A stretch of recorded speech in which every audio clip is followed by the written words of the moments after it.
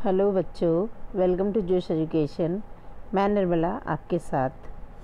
बेटा, हम लोग मिड टर्म प्रैक्टिस पेपर कर रहे थे साइंस का, जिसमें 4 सेक्शन थे, A B C D. Section A और सेक्शन बी हम डिस्कस कर चुके हैं। आज हम सेक्शन सी की बात करेंगे। सेक्शन सी निकाल लेते हैं।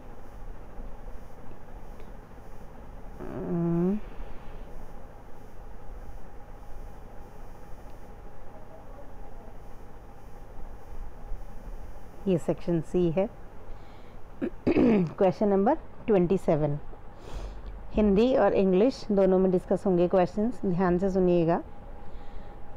सेक्शन सी का पहला क्वेश्चन नंबर 27 है, चाय बनाने के लिए आप जिन चरणों का उपयोग करेंगे उन्हें लिखिए। और उसमें कुछ शब्द दिए गए हैं, जैसे विलयन, विलायक, विलय, विलय, विलायक, अघुलनशील, छानना और अवशेष। इन शब्दों का प्रयोग करना है कि इस पूरे प्रोसेस में इन वर्ड्स को हम कहाँ कहाँ यूज़ कर सकते हैं। इंग्लिश में अगर मैं बात करूँ तो है कि right the steps you would use for making tea. Use the word solution, solvent, solute, dissolve, soluble, insoluble, filtrate and residue. तो इसमें आपको सिंपल चाय बनाने का प्रोसेस लिखना है। जैसे आप चाय बनाते हैं, सभी बच्चों को आती है चाय बनानी, जिन्हें नहीं आती मैं बता देती हूँ कि हमने पानी लिया पहले पैन में, ठीक है। उसके बाद उसमें चाय की पत्ती डाली, उसके बाद उसमें चीनी डाली, ठीक है। फिर उसके बाद उसमें मिक्स हो जाएगी। उसके बाद हमने उसमें दूध डाला, उसको बॉईल किया, उसको छाना, है ना। तो ये पूरा प्रोसेस आप लिखेंगे, हिंदी वाले हिंदी में, इंग्लिश वाले इंग्लिश में। तो इसमें जो वर्ड्स होंगे वो कहाँ कहाँ यूज़ होंगे। सबसे पहला वर्ड इसमें दिया है सोल्यूशन, यानी कि विलियन। तो विलियन कहाँ पे यूज़ होगा? ये पूरा विलियन ही तो है। हमने पानी में दूध मिलाया, चीनी मिलाई, चाय की पत्ती मिलाई, तो ये सब पूरा क्या बन गया? विलियन बन गया। तो हम चाय को बनने के बाद एक सोल्यूशन भी कह सकते हैं। दूसरा वर्ड है सॉल्वेंट। सॉल्वेंट हम किसे कहेंगे? यहाँ पे सॉल्वेंट का काम कौन कर रहा है? मैंने आपको पिछली वीडियो में बताया था कि जो चीज़ ज़्यादा अमाउंट में होती है वो सॉल्वेंट होती है, जो कम अमाउंट में होती है वो सॉल्यूट होती है। तो यहाँ सबसे ज़्यादा अमाउंट में क्या होगा? वाटर होगा। तो वाटर सॉल्वेंट है। और सॉल्यूट क्या क्या है? शुगर हमारी सॉल्यूट है, टी लीव्स हमारी सॉल्यूट है, दूध भी हमारा सॉल्यूट में आएगा, क्योंकि हम जब चाय बनाते हैं तो उसमें पानी ज़्यादा डालते हैं, दूध कम डालते हैं। इसीलिए मिल्क, टी लीव्स और शुगर ये तीनों सॉल्यूट में आएंगी, और वाटर जो है वो सॉल्वेंट में आएगा। तो आपकी दो चीज़ें सॉल्व हो गई इसमें, सॉल्यूट और सॉल्वेंट दोनों ही पता चल गए। उसके बाद नेक्स्ट वर्ड जो हमें करना है वो है डिज़ोल्व। डिज़ोल्व का मतलब है क्या है? किसी चीज़ का घुलना। तो इसमें क्या डिज़ोल्व होगा? इसमें शुगर डिज़ोल्व होगा। हिंदी वाले ध्यान देंगे। विलायक, विलय। विलायक जो है वो पानी है, विलय जो है वो चीनी, चाय की पत्ती और दूध है। उसके बाद ये कह रहे हैं घुलना। तो घुलना क्या है? क्या घुलेगा? चीनी घुलेगी, है ना। उसके बाद है सॉल्यूबल। सॉल्यूबल क्या है? सॉल्यूबल भी चीनी लिखेंगे आप, शुगर लिखेंगे, क्योंकि वो घुल जाती है इसीलिए वो सॉल्यूबल है। और इनसॉल्यूबल क्या है? अघुलनशील क्या है? अघुलनशील है टी लीव्स, चाय की पत्तियाँ, वो नहीं घुलती ना, उसे हमें छान के अलग करना होता है। तो अघुलनशील में क्या आएगा? चाय की पत्ती, और इंग्लिश में देखेंगे तो टी लीव्स।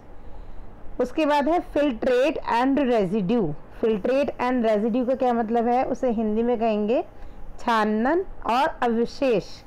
तो फिल्ट्रेट जो होता है वो छनने के बाद जो बचता है उसे फिल्ट्रेट कहते हैं। मतलब जब आप किसी चीज़ को छान रहे हैं तो छन्नी से जो चीज़ नीचे निकल के आ जाती है वो होता है फिल्ट्रेट, और जो छन्नी के ऊपर रह जाता है वो होता है रेजिड्यू।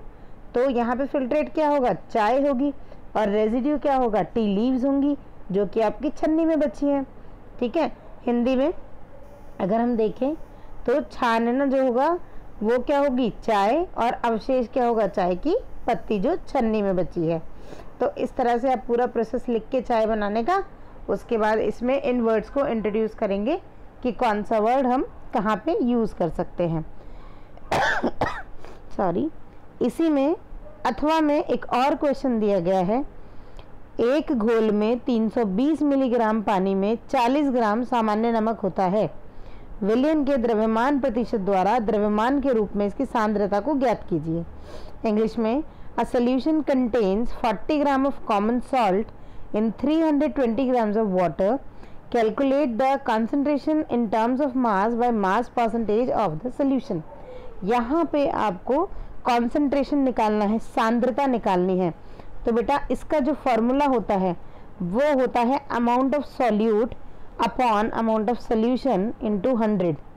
ठीक है, अमाउंट ऑफ सॉल्यूट यानी कि मैं ऐसे इन शॉर्ट लिख दे रही हूँ, amount of solute upon amount of solvent, ठीक है, इनटू 100 आ जाएगा।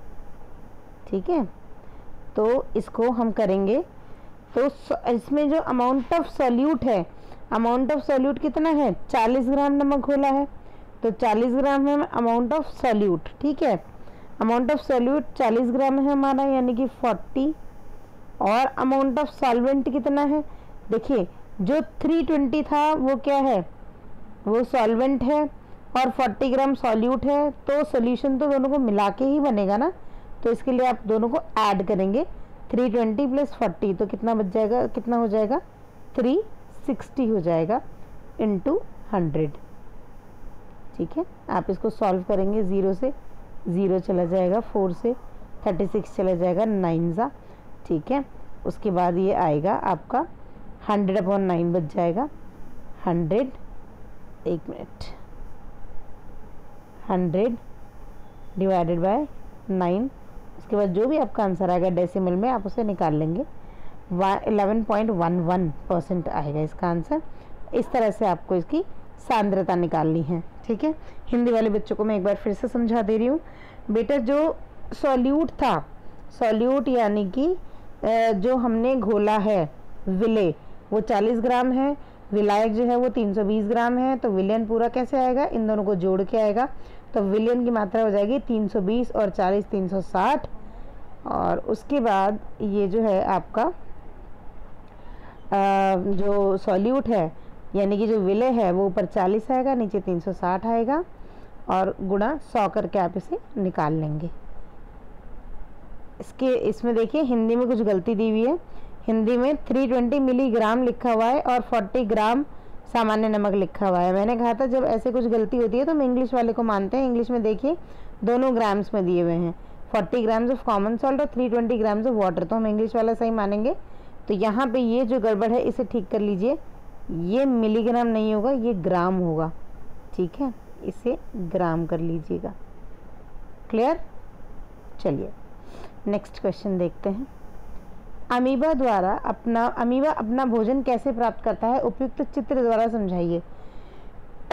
How does N amoeba obtain its food, explain with suitable examples, suitable diagram. Sorry, इसमें ना वो वाला प्रोसेस आएगा जो अमीबा किस तरह से अपना भोजन प्राप्त करता है, तो आप लोगों ने पढ़ा होगा, और मैं एक बार और समझा देती हूँ। अमीबा की कोई शेप तो पर्टिकुलर होती नहीं है, तो वो किसी भी शेप में आप इसे बना सकते हैं। तो जब भी कोई फूड पार्टिकल उसके पास आता है तो कुछ इस शेप का बन जाता है। मान लिया फूड पार्टिकल यहाँ है तो उसकी बॉडी कुछ इस शेप की बन जाएगी। नेक्स्ट में ये इसको अंदर ले आएगा, ऐसे बन जाएगा। अभी ये फूड पार्टिकल है, ठीक है। नेक्स्ट स्टेप में ये अंदर आ जाता है इसके, ठीक है।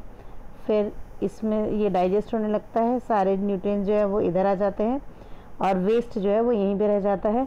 इसके बाद लास्ट स्टेप में क्या होगा, ये यहाँ पे इसको बाहर निकाल देगा, ठीक है। इस तरह का प्रोसेस होता है। ये जो सर्कल जैसी रचनाएं बन रही हैं इन्हें हम कहते हैं फूड वैक्यूल, हिंदी में कहते हैं खाद्य धानी, ठीक है। और इस पूरे प्रोसेस को कहते हैं भक्षकाणु प्रक्रिया, इंग्लिश में कहते हैं फेगोसाइटोसिस, ठीक है। तो ये डायग्राम आपकी बुक में होता है, सब लोगों की एनसीईआरटी बुक में है, तो आप वो वाला डायग्राम बनाएंगे और बताएंगे कि किस तरह से अमीबा अपना भोजन लेता है। नेक्स्ट क्वेश्चन देखिए। नेक्स्ट क्वेश्चन में आपको टिश्यू का नाम बताना है, हिंदी में और इंग्लिश में दोनों में देखेंगे इसे, ठीक है। पहला है ऊतक, जो हमारे मुंह की आंतरिक परत बनाता है। Tissue that forms the inner lining of our mouth, हमारे मुंह के अंदर की लाइनिंग को जो बनाता है वो क्या है, वो है stratify squamous epithelium, stratified squamous epithelium, Hindi में कहते हैं स्तरित शल्की एपिथेलियम, ध्यान रखिएगा, स्ट्रैटिफाइड स्क्वैमस एपिथेलियम या हिंदी में स्तरित शल्की एपिथेलियम। नेक्स्ट बी पार्ट है ऊतक जो मनुष्यों में मांसपेशियों को हड्डी से जोड़ता है, tissue that connects muscle to bone in humans. बेटा मसल से बोन को कौन जोड़ता है? टेंडन जोड़ता है। इंग्लिश में हम इसे लिखते हैं टेंडन, हिंदी में हम इसे लिखते हैं कंडरा। ठीक है, दो तरह के टिश्यू होते हैं कनेक्टिव टिश्यू, टेंडन और लिगामेंट। जो लिगामेंट है वो बोन टू बोन कनेक्ट होता है और टेंडन जो है वो मसल टू बोन कनेक्ट करता है। हड्डी को हड्डी से जोड़ता है स्नायु और पेशी को हड्डियों से जोड़ता है कंडरा, ये याद रखेंगे।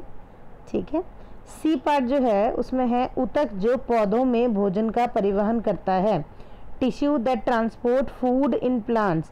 तो फूड जो है वो फ्लोएम ट्रांसपोर्ट करता है और जल जो है वो जाइलम ट्रांसपोर्ट करता है, इसे याद रखेंगे। इससे रिलेटेड जो क्वेश्चंस हैं मैं साथ के साथ बताती जा रही हूँ, इन पे भी ध्यान देंगे। ठीक है, तो इसमें पूछा है भोजन का परिवहन कौन करता है, तो उसमें हम फूड लिखे फ्लोएम लिखेंगे, लेकिन अगर आ जाए कि जल का परिवहन कौन करता है तो उसमें हम जाइलम लिखेंगे। डी पार्ट का क्वेश्चन है ऊतक जो हमारे शरीर में वसा जमा करता है, tissue that stores fat in our body. तो फैट को कौन जमा करता है? इसका आंसर है एडिपोज टिश्यू, हिंदी में कहते हैं वसा में ऊतक। नेक्स्ट क्वेश्चन, एक द्रव मैट्रिक्स के साथ संयोजी ऊतक, connective tissue with a fluid matrix. इसका आंसर है ब्लड, हिंदी में कहेंगे रक्त या रुधिर। लास्ट पार्ट है इसका मस्तिष्क में मौजूद ऊतक। मस्तिष्क में हमारे कौन सा ऊतक मौजूद होता है? तो एक ही ऊतक मौजूद होता है, नर्वस टिश्यू, हिंदी में कहेंगे तंत्रिका ऊतक, tissue present in the brain. I hope ये क्वेश्चन सबको क्लियर हो गए होंगे। नेक्स्ट क्वेश्चन की तरफ चलते हैं। नेक्स्ट क्वेश्चन में आपका है, एक minute,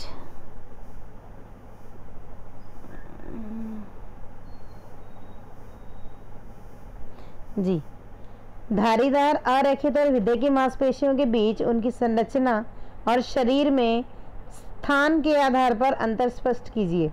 differentiate between striated, unstriated and cardiac muscles on the basis of their structure and site या लोकेशन, एक ही बात है दोनों, इन द बॉडी।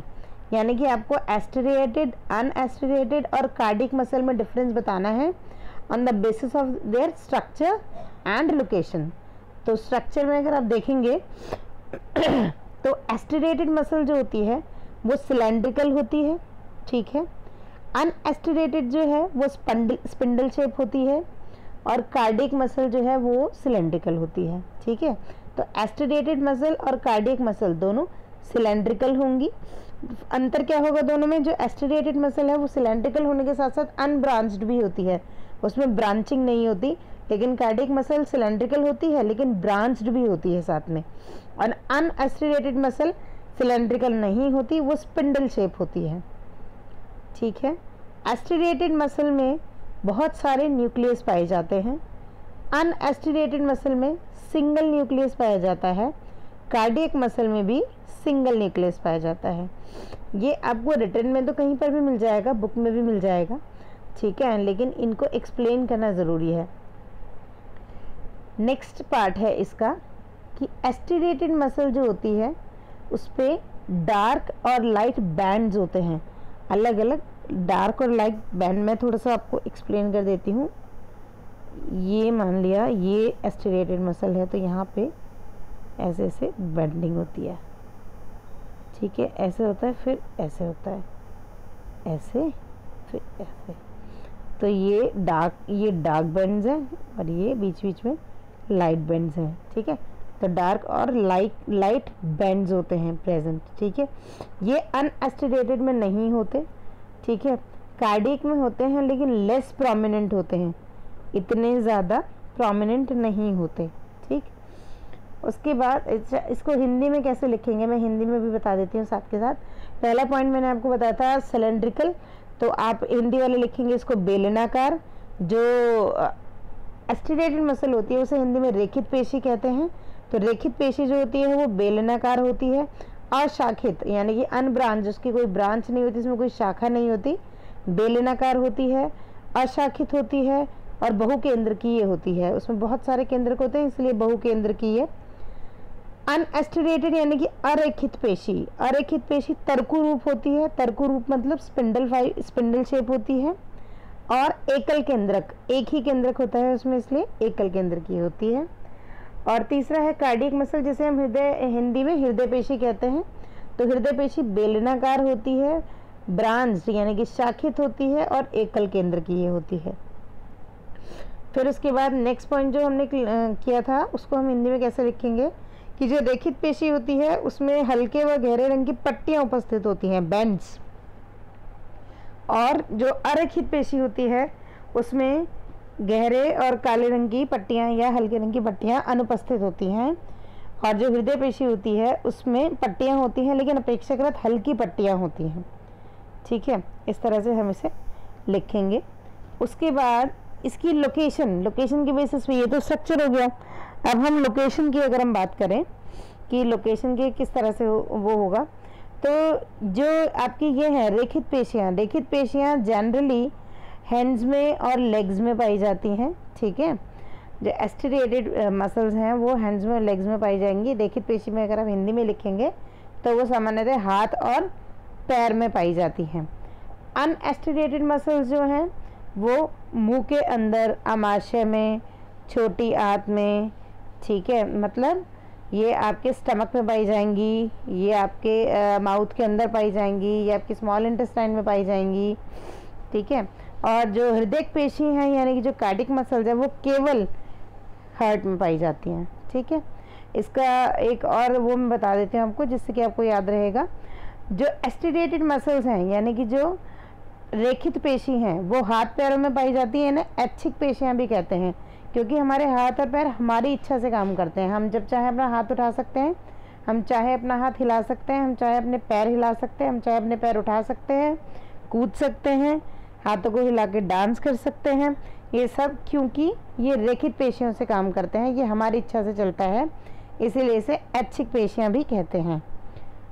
अनएस्टिरेटेड मसल यानी कि जो अरेखित पेशी होती है ये हमारी इच्छा से नहीं चलता, इन्हें अनैच्छिक पेशियां कहते हैं।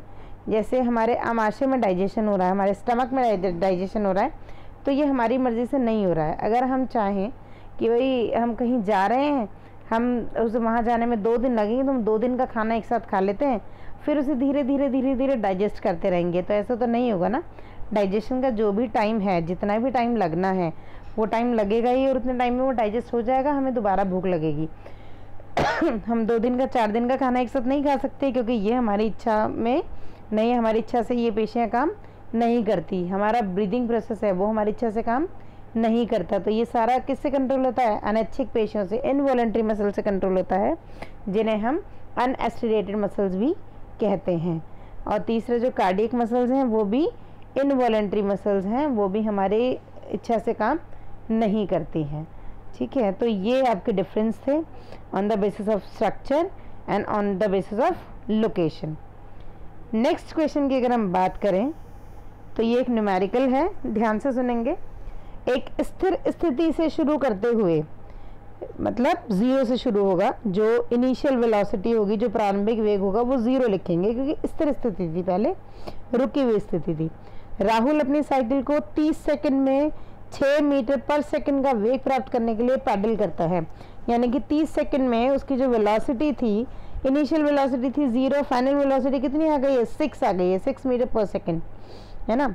तो पहली स्थिति तो ये है। उसके बाद वो कहता है वो इस तरह से ब्रेक लगाता है, यानी कि वेलोसिटी फिर चेंज होने वाली है कि वेग अगले 5 सेकंड में घटकर 4 मीटर पर सेकंड हो जाएगा। तो टाइमिंग आ गई 5 सेकंड, पहले थी 30 सेकंड। ठीक है, अब वेलोसिटी इसमें इनिशियल वेलोसिटी 6 मीटर पर सेकंड आएगी और फाइनल वेलोसिटी 4 मीटर पर सेकंड आएगी।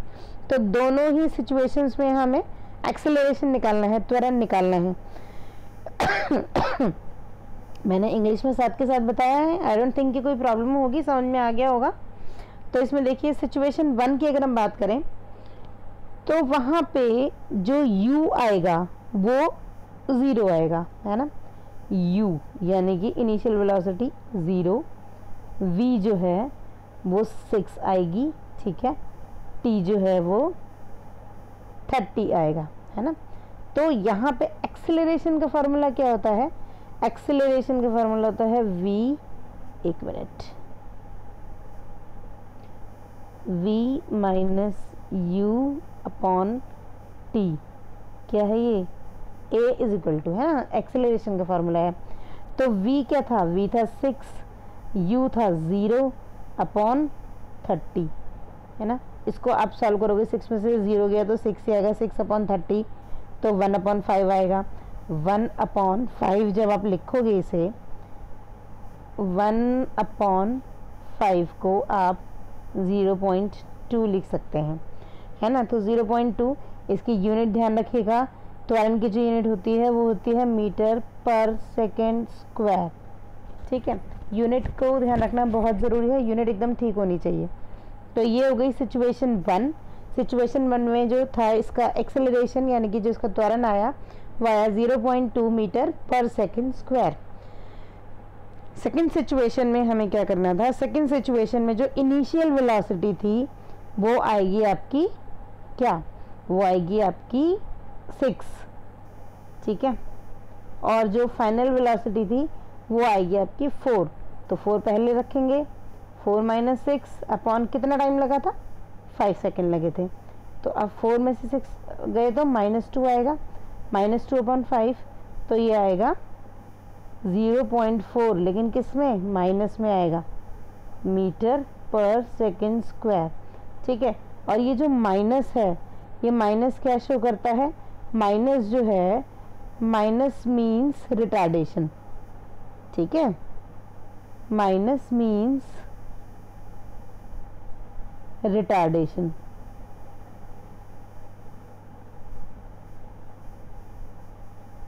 है ना, रिटार्डेशन या मंदन।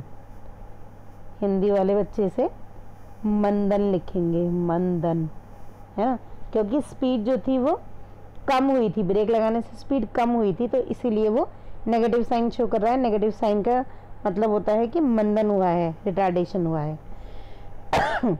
आई होप ये आपको समझ में आ गया होगा। इसी के साथ एक क्वेश्चन चॉइस में दिया हुआ है, इसमें ये कहते हैं कि कौन सी स्थिति संभव है इनमें से, और इसके प्रत्येक के लिए एक उदाहरण दीजिए। तो पहला जो पार्ट है इसका वो है, एक स्थिर त्वरण के साथ एक वस्तु लेकिन शून्य वेग के साथ, यानी कि an object with a constant acceleration but with zero velocity. ये कहता है कि कॉन्स्टेंटली पहले वो एक्सेलरेट हो रहा है, बाद में वेलोसिटी ज़ीरो हो जाएगी, ठीक है। तो इसका एग्जांपल हम क्या दे सकते हैं? इसका एग्जांपल हम दे सकते हैं कोई भी ऑब्जेक्ट जो कुछ हाइट से गिर रहा है, कुछ हाइट से जब वो गिरेगा तो जैसे जैसे वो नीचे आता जाएगा वैसे वैसे उसमें उसकी जो वेलोसिटी है वो बढ़ती जाएगी, तो इसके अंदर कॉन्स्टेंटली उसमें एक्सेलरेशन हो रहा है, लेकिन लास्ट में आके वो नीचे गिर जाएगा तो रुक जाएगा, तो वेलोसिटी ज़ीरो हो जाएगी, है ना। तो ये इसका एग्जाम्पल है। बी पार्ट जो है इसका वो है an object moving with an acceleration but with uniform speed, कि इसकी स्पीड जो है यूनिफॉर्म है लेकिन वो एक समान त्वरण से चल रहा है। तो इसका आंसर आएगा circular motion, uniform circular motion. आप किसी चीज़ को गोल गोल गोल गोल घुमा रहे हो, ठीक है, तो वहाँ पे स्पीड यूनिफॉर्म रहेगी और वो एक ही त्वरण से चलेगा वहाँ पे। उसके बाद जो सी पार्ट है उसमें है an object moving in a straight direction, sorry in a certain direction with an acceleration in the perpendicular direction. ये थोड़ा सा अलग है। इस सिचुएशन में क्या होगा कि आप मान लीजिए कि कोई भी चीज़ सर्कुलर मोशन में घूम रही है, ठीक है, तो जब भी सर्कुलर मोशन में घूमते हैं तो फोर्स बीच से लगता है, ठीक है, और ये हमेशा ऐसे डायरेक्शन जो होती है ऐसे होती है, तो परपेंडिकुलर हो गया, ठीक है। या फिर प्रोजेक्टाइल मोशन की अगर हम बात करें, हम कोई भी चीज़ ऐसे फेंकते हैं, इसमें भी यहाँ से जी लगेगा यहाँ पे, ठीक है, और ऐसे फोर्स लगेगा 90 डिग्री, ठीक है। तो यहाँ पे अगर बात हो रही है, हम कहते हैं कि लंबवत दिशा में त्वरण के साथ एक निश्चित दिशा में गतिमान वस्तु, यानी कि परपेंडिकुलर अगर लग रहा है तो इसका आंसर आएगा सर्कुलर मोशन या प्रोजेक्टाइल मोशन, वृत्तीय गति या प्रक्षेप्य गति। ठीक है, ये इसके उदाहरण है। उसके बाद नेक्स्ट क्वेश्चन आ जाइए।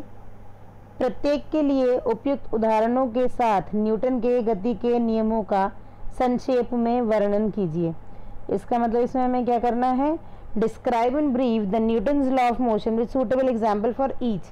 इसमें हमें न्यूटन्स लॉ देने हैं सारे, यानी कि 3 लॉ थे, तीनों बताने हैं और एक एक एग्जाम्पल भी हम उसका देंगे क्योंकि 3 मार्क्स में क्वेश्चन है तो डेफिनेशन और एग्जाम्पल हम दे देंगे। ठीक है, तो सबसे पहले पहला न्यूटन्स फर्स्ट लॉ या न्यूटन की गति का पहला नियम।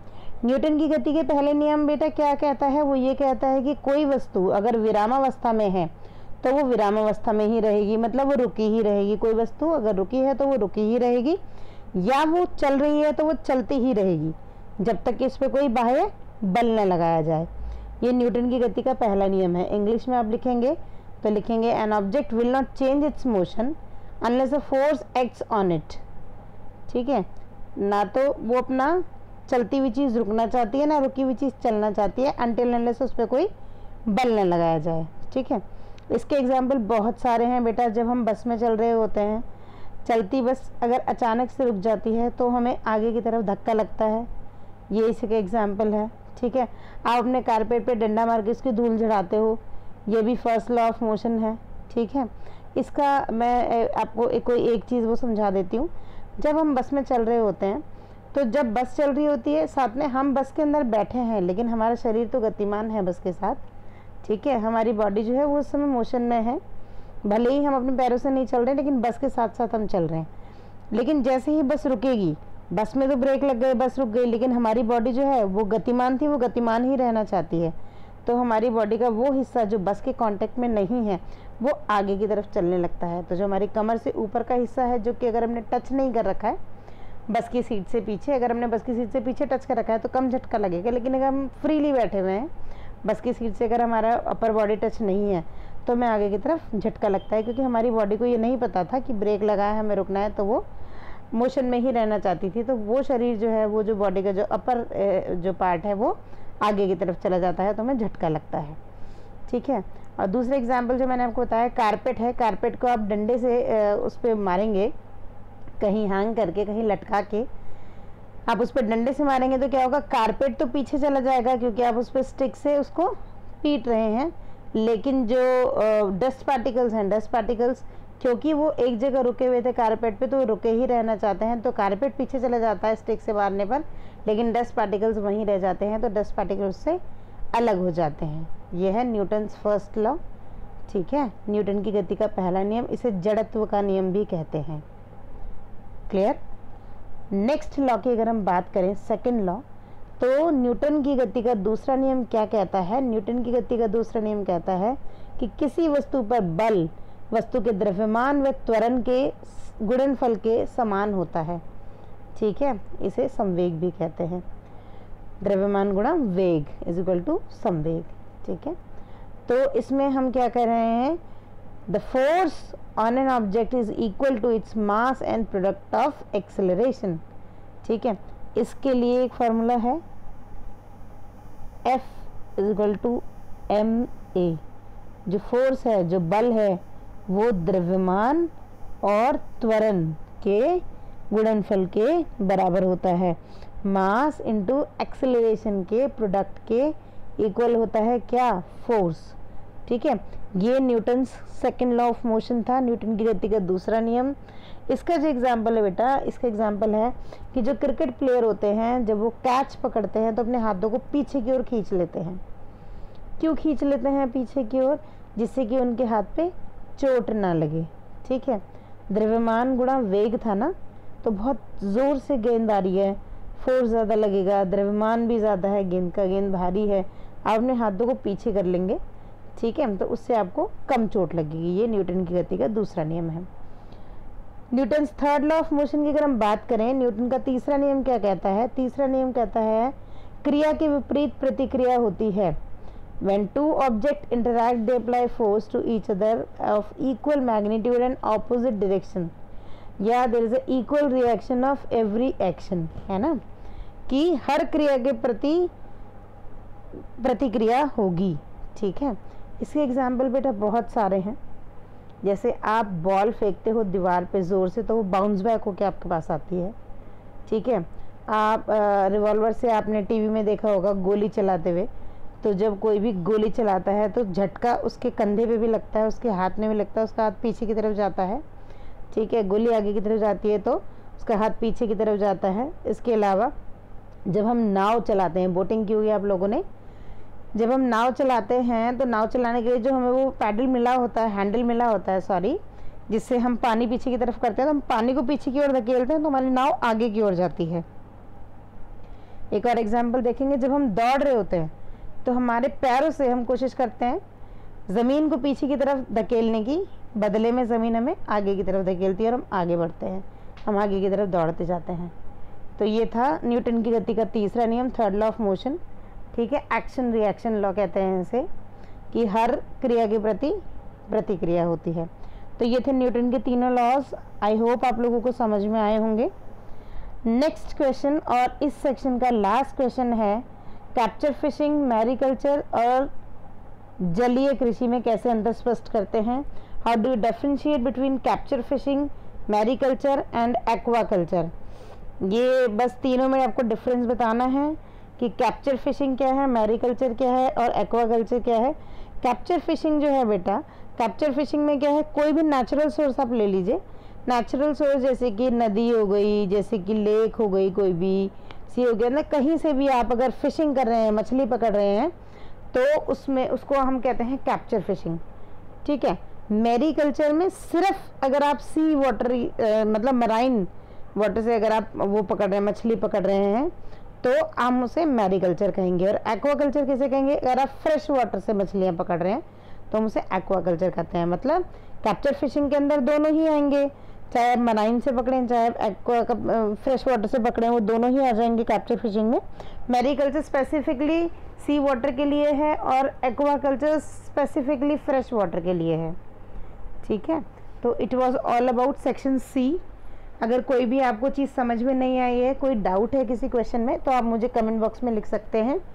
और अगर आपको ये समझ में आया है, अगर आपको ये वीडियो पसंद आई है, तो आप इसे लाइक कर सकते हैं, सब्सक्राइब कर सकते हैं मेरे चैनल, सो दैट आगे का पार्ट भी आप तक पहुँचे और पीछे के पार्ट्स अगर आपने नहीं देखे हैं तो आप उन्हें देख पाएँ।